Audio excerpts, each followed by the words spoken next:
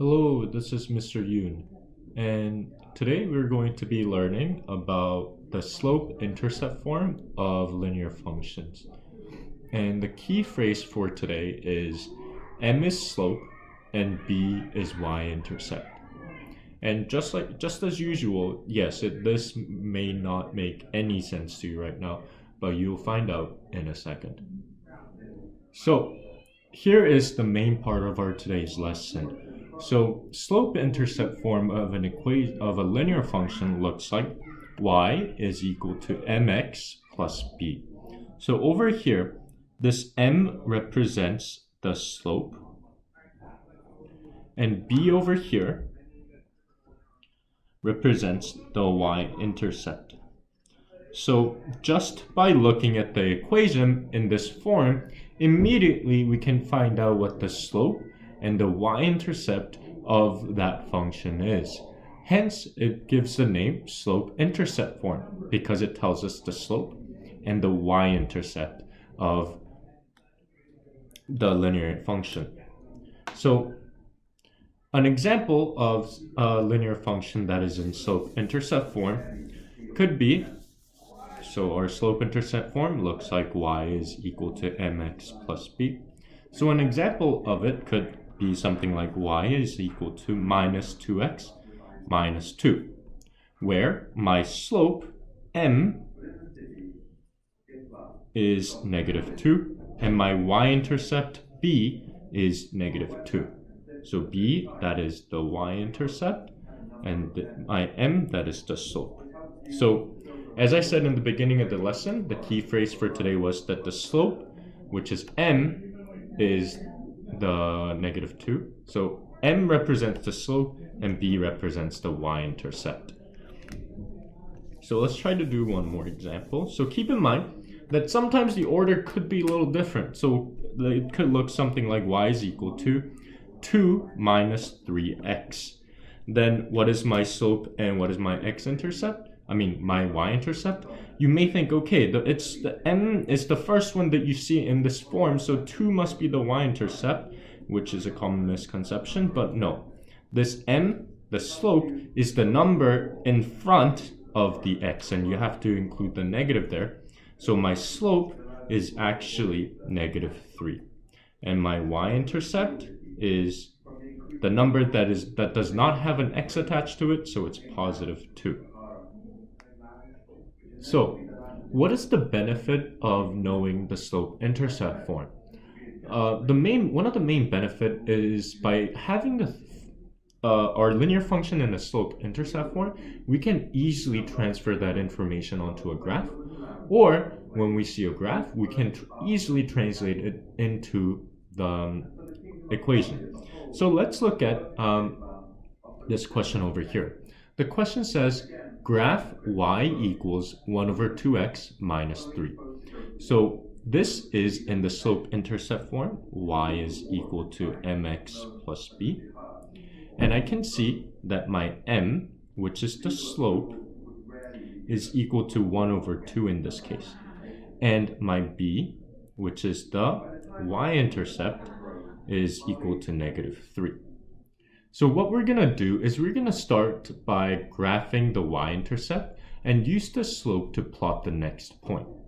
So first thing is we have the y-intercept at negative 3. So y-intercept is a point that is on this line, and it's at negative 3. So it's going to be this point over here. And my slope says my slope is 1 over 2. What does that mean? Slope is rise over run. So it rises 1, and then it goes right twice. So my next point is over here, which is the point 2, negative 2. And what I'm going to do next is simply just connect those two dots, extend to both ways, and draw 2 arrows at both ends. Then now we have our function. And the second part of the question asks you, is the ordered pair negative 8, 1 a solution to this equation? So now there are two different ways to do this. The first way is to do this graphically. method. And that is by literally seeing if the point -8 and 1 is in this graph. So let's actually continue. So -8 is going to be somewhere here. And so let's start by plotting this point on the graph. So -8 and 1 is going to be -8 is here, and then and then 1 is over here. And just by looking, it's clearly nowhere near the line that we drew, so that we know that this is not the solution to our equation. So what's the second way? Second way is the algebraic method.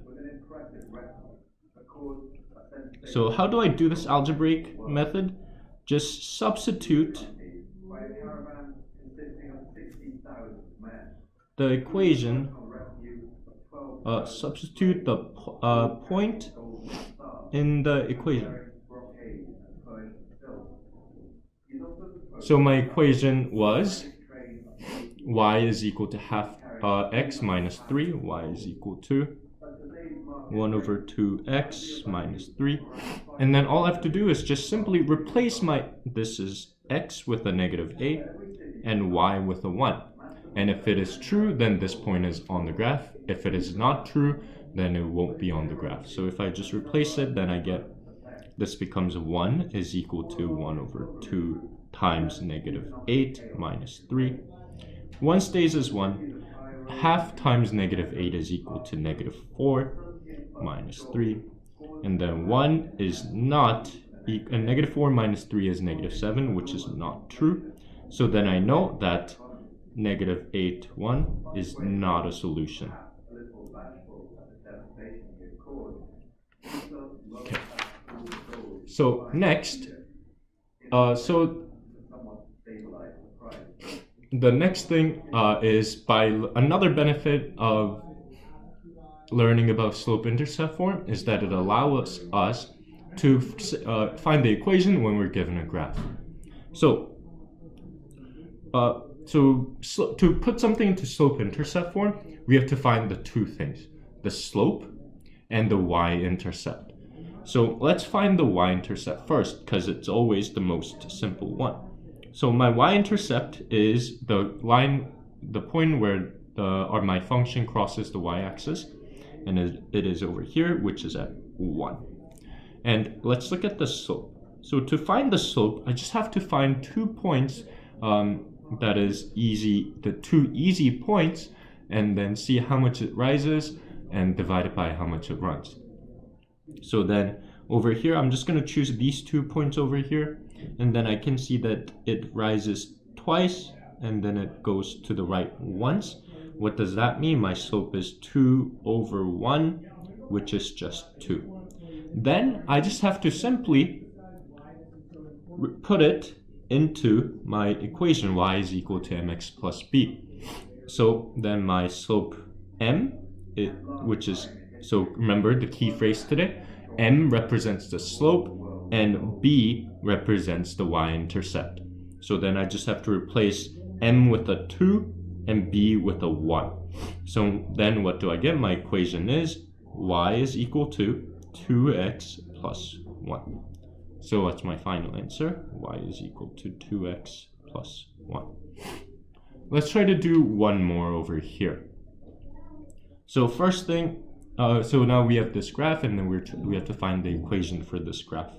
So the y-intercept occurs at -2. So my y-intercept is at -2. And we have to calculate the slope, and let's just use the 2 points over here, this one and that one. So how much, let's see how much it rises. So that is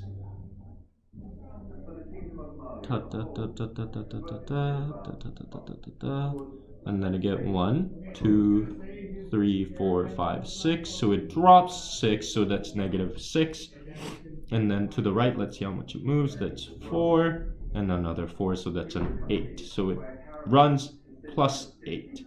So then what is my slope? My slope is -6 over 8, and I can divide both top and bottom by 2, so it gets simplified to -3 over 4. So my slope is -3 over 4. Then all I have to do is just simply replace it into y equals mx plus b. And then I know that my y-intercept is b and my slope is m. So if I plug it in, then I get my final equation, which will give me y is equal to negative 3 over 4x minus 2. That's everything for today's lesson. If you have any questions, please feel free to ask.